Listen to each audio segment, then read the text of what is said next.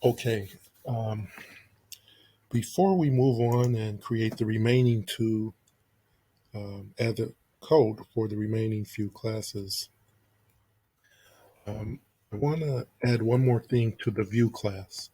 So in the display user input method of the view class, there's something we need to do in order to get our app to work properly. It has to do with a little bug or just a way that the scanner works. So we're going to kind of mimic clearing out the keyboard buffer. And it's just a known bug that um, the way the scanner works is that it reads a line and there's a carriage return character at the end of each uh, keyboard.next line or next line when it retrieves it. But then when it switches over and gets an integer, it leaves that character at the end and things just get out of whack. And it can cause your app to not work properly when you are switching from getting a string to getting an integer. Then all of a sudden the app will start acting goofy. So the remedy for that is just adding a keyboard dot next line in the appropriate place. So here I just put it after we get uh, the final information or data from the keyboard. So just go ahead and add that one line to clear the keyboard buffer. So now let's go ahead and let's go into the controller. Again, I'm going to enlarge that. Excuse me. Now, in the controller, um, it's not a lot of code, but the controller is acting as the traffic cop or the mission control. So let's go ahead and key a method in here called mission control, and that's going to have a void return type and give it a body, of course. Now, inside of this method, I'm going to create a do while loop. So we're going to execute these methods over and over until the user elects to quit. So to code a do while loop, we code the word do. Then we give a loop is a structure, so we give it a body, an open and a close scope delimiter, because this is a structure. And the inside of the open and close is going to be the body of our loop. So the body is what's executed over and over again if we decide if the Boolean expression is evaluated and it's true, then we're going to loop again. So there's the body, and then the condition is going to be um, while run again is yes. So as long as the user elects to run again, we're going to loop. Now, before we do that, let's just come down here in the class level and let's create an instance of our view class.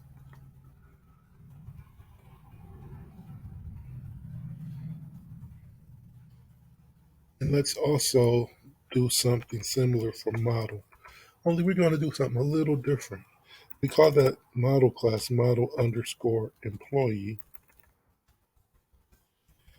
So this is just like declaring a variable. So if we were declaring a variable that was an integer and naming it age, we can do the same for a class. We're creating a variable that's going to be it's going to hold an object. So the class name is model employee, and we're going to name it ME, and ME is going to hold an employee object. ME is going to hold an employee object. It's going to hold an instance. This is going to hold an instance of this model underscore employee class. And again, we do it just like we declare it just like we're going to declare any other variable. So we're going to use ME down here in our controller class. I'm sorry, yeah, and we're going to use ME in this controller class. So now that we've created the view, excuse me, and we named it V, and let's get rid of that stuff. It's in the way. So we're going to do v dot get user input. So let's actually just code v dot, and we want to execute the get user input method. So there it is. Remember, get user input is a method in the view class. So we're calling it from another class to be executed. So I'm calling it from here, calling this method from the control from here. So we created an instance of the view class, named it v, and now we can say v dot and go ahead and execute that method, just like we've been doing in main at times. And then let's execute a method. The next thing we want to do after we get the user input from the user is create an employee. We want to build or create the employee. But don't worry, that's going to be an error for now. And because we have to actually go and code the create employee method. So let's do a v dot run again. So while v dot run again is equal to y, and that's in single quotes, we're going to, as long as run again is equal to y, we're going to continue to loop, continue to execute these two methods. So that's all we're going to do in our mission control. Well, let's go underneath that now, and let's create our create employee.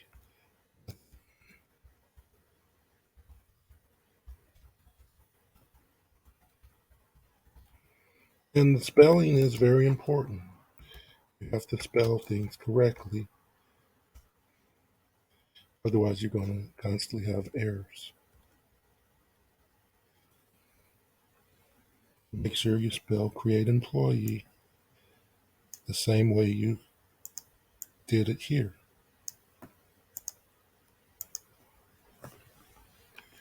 Now,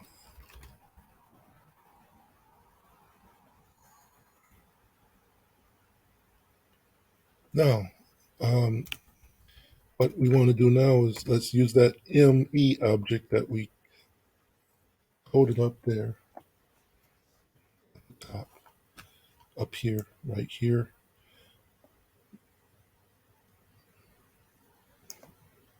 And then we're going to say new. So we're just kind of breaking up. Normally we say model employee ME equals new model employee. But we're just kind of breaking it up into two statements. Model underscore employee.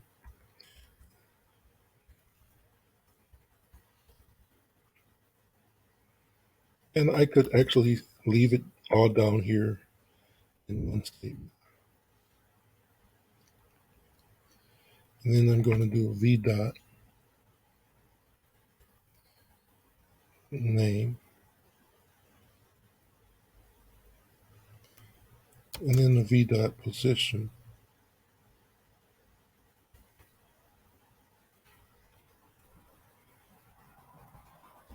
v dot id and v dot salary. So it's getting those 4 items that you got from the user in the view. So these 4 items that you got from the user and you moved into these variables, we're getting them, we're just retrieving them from the other class. So we're saying v dot, grab the name, grab the position, the ID, and the salary. So right after you get them, we're saying go ahead and create the employee, grab those things that the user entered, and pass them to the constructor. The constructor in this model underscore employee class, we're passing those things to here in this parameter list. It's taking those things and it's moving them to the fields. So that's how we're building an employee.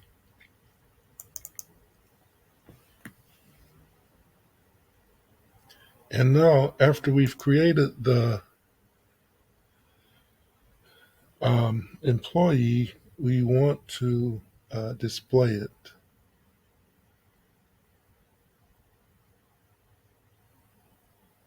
So I'm just going to call the display from here v.display user input. And remember, whenever we execute display user input, we want to pass it, we have to pass it in a model employee object. So let's go into view, and you can see display user input requires you to pass it a model employee object. We're going to take what's passed and we're going to display it with that toString method that we built in here.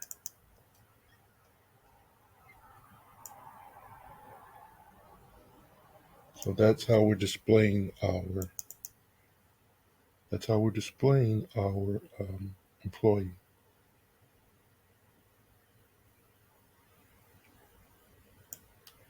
And I really kind of want to test this. I really kind of want to move this up here and just see if it will work from up here also. If it doesn't work from up here, we'll just get rid of it. So right now it's going to, if it works, it's going to display 2 of them because we're calling that method twice.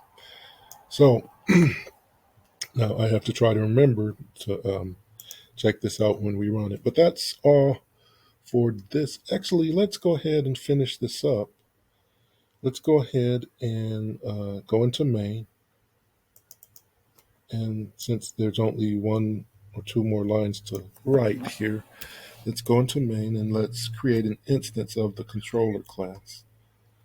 So controller, let's call it C equals new controller, open and close parentheses, and then let's do a C dot mission control. That's all we need for main. So that's all for this video. This is going to go to mission control in the controller. It's going to kick off the it's going to kick off the program flow, get the user input, create the employee after we got the input, and then display it. And when they choose not to run again, we're going to stop. So we're going to come back and run this, and I'm going to have to kind of talk a little bit more and explain this, but I'm going to stop this video and we'll come back with another one.